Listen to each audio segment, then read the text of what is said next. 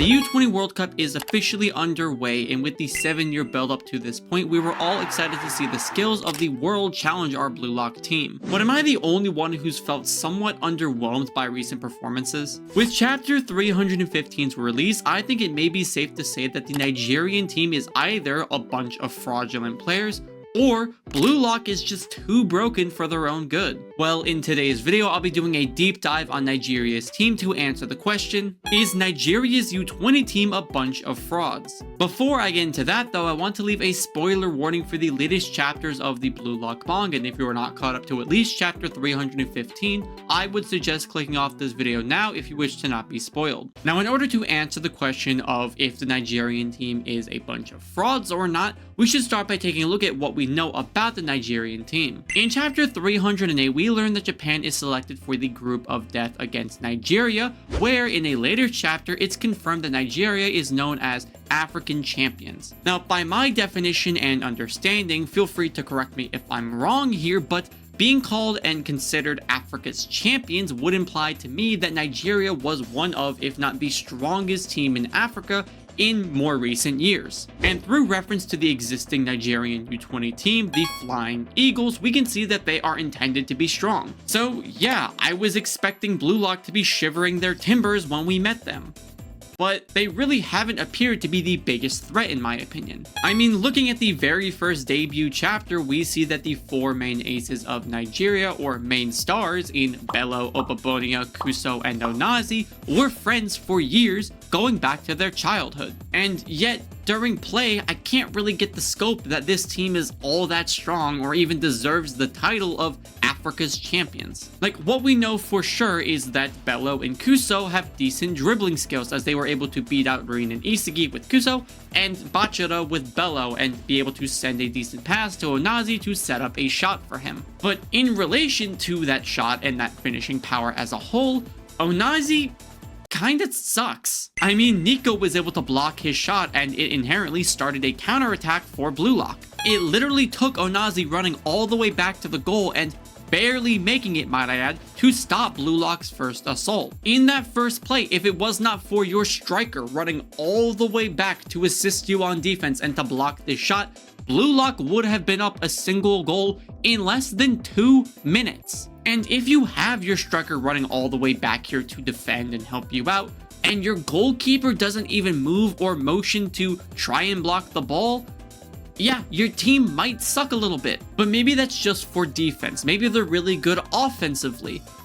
And that's not true either, because when Nigeria tried to counterattack from that play, Blue Lock immediately stopped them. I already cannot understand the hype behind these former African champions when Japan, a country that was previously regarded as a country with horrible footballers, is absolutely destroying them already. It's taking all they have to hold on, and Blue Lock isn't even trying yet. Based on chapter 303, we have speculation to assume that there are 2 new Generation 11 from Africa. Are you trying to tell me, Kaneshiro, that this team is stronger than those 2 teams with new Generation 11 on them? I can't believe that, not from what we've seen already. When it comes to the team, their skills are okay, but they're not insane enough to supposedly defeat or be better than a team with a new Generation 11 on it, especially if that new gen is relative to Sai, Kaiser, or Lorenzo. We don't know enough about Bunny, but yeah, Bunny can go in there too. Now, do you remember how I mentioned that Nigeria got stopped on their previous counter by Blue Lock?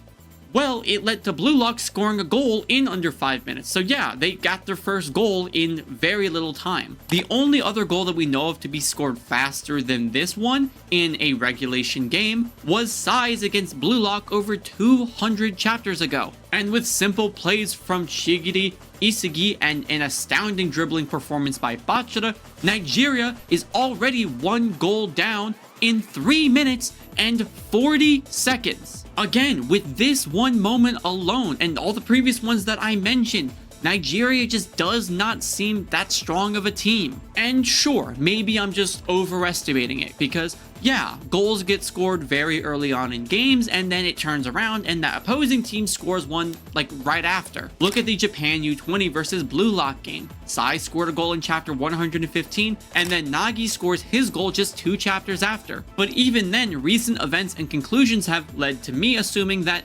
Nigeria will not score a goal anytime soon, and they're going to be having some trouble with Japan's team, and I don't think they'll score a goal at all, to be honest. I've seen a lot of people speculate since the beginning of this game that the Nigerian team was going to get steamrolled by Blue Lock Japan. And at this point with recent events, yeah, I kind of believe that. But going into the recent events of chapter 315, this is where it really locked in for me that Nigeria's team is just a bunch of frauds. Before getting into that though, I want to remind you guys that if you are enjoying the content that you're seeing right now, to like and subscribe to show your support. And if you want to give extra support, you can check out my Discord server or become a member for some awesome benefits on the channel. Going into the second half of chapter 315, it's just a huge montage of Nigeria getting fucking mollywopped. Why did I skip to the second half of the chapter 315 instead of starting from the beginning? Well, that's because the first half was a bachata or a farm fest. You know how confident you have to be to hit a front flip celebration on your opponent for the debut goal of the U20 World Cup,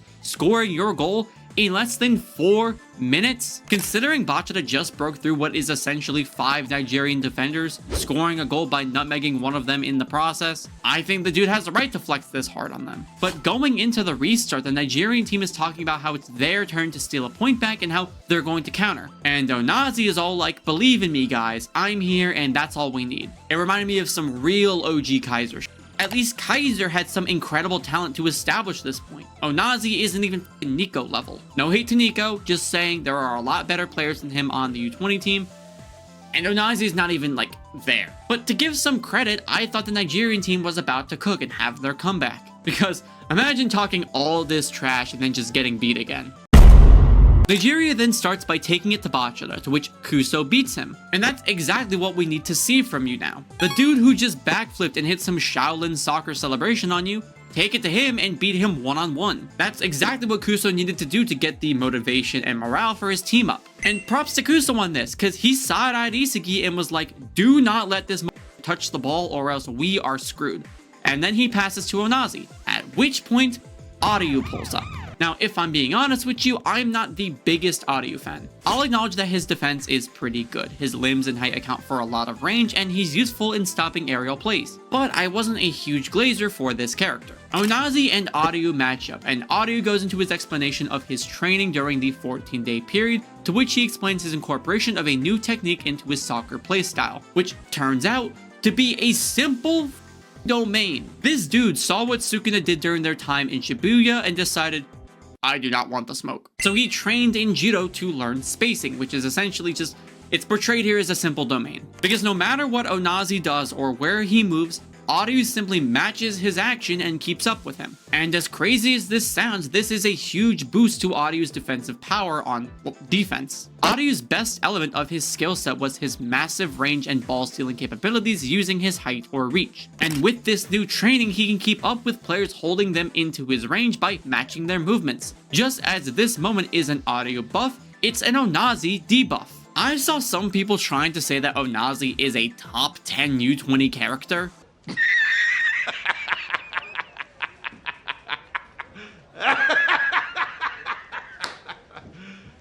You serious? Are you kidding me with that? ONAZI has barely done anything. His only positive feats being a block of range shot and getting a shot off against Blue Lock in chapter 313, which Blue Lock let happen, by the way. It doesn't even give credit to ONAZI because they set him up for that play, so that way he would be too far up and couldn't involve themselves with running all the way back, which he still managed to do, but they set up that play. It was purposeful that they left that gap open. You're telling me that the ace of Nigeria, the best player on the Champion of Africa team, isn't even Auryu level now? He can't get past Auryu? Yeah, that's a little fraudy to me. If you thought that was the worst of it though, no, because it gets even worse. Because after receiving ONAZI's pass, Kuso immediately loses the ball to Nico. Now, losing the ball to Nico isn't the end of the world. That's not the point that gets me here, because even Isagi lost the ball to a Nico press earlier in the Ubers game. But what gets me is how this 6'3", 6'4", buffed Nigeria captain cannot push over this small 15-year-old Japanese kid. What? The formerly weakest player physically on the Japan roster. You can't even budge him? This dude has been credited as a pipsqueak and physically weak throughout the entire series. Noah, the best striker in the world, even calls to this.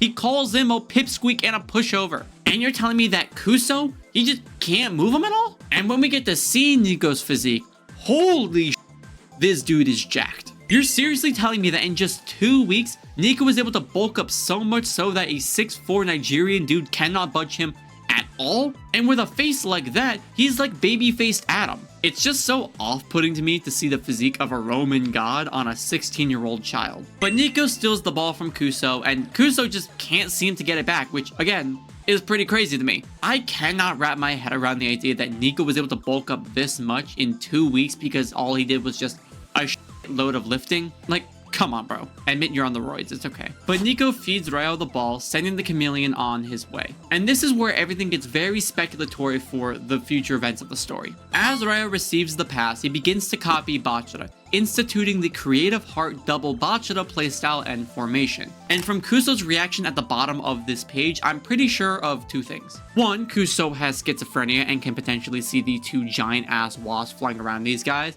and is now having flashbacks from the Murder Hornet phase of 2020. And 2, Nigeria is just not about that life if they are freaking out about Ryo and Bachara teaming up. Imagine what this dude might be feeling if he saw Nagi and Ryo from the Manchan City game. He sees that god of death aura and he might as well just ascend to a different plane. But I can kind of understand his worry a bit. Bachara just soloed your team and scored the opening goal. And now you have to deal with 2 of them on the pitch. I seriously think that Nigeria's team should be put on fraud watch after the events of this chapter. And I mean, is it really that crazy to say that? Yes, I know that we've only had a few chapters into this game, but we have currently had 2 failed attacks by Nigeria, with the only successful one being a planned assault by BLUELOCK's defensive line, and we had a goal scored against them, with 3 attacks by BLUELOCK being effective. Nigeria was not all they were hyped up to be, and I believe that the whole team as a unit should be put on fraud watch. If Isagi only needed a single play to figure you guys out, I'm pretty sure that there is a huge gap between y'all and them. And even if you don't put them against BLUELOCK, I'm pretty sure the former Japan U20 team would have been able to handle these guys. When it comes to Nigeria and what we got for them as a team,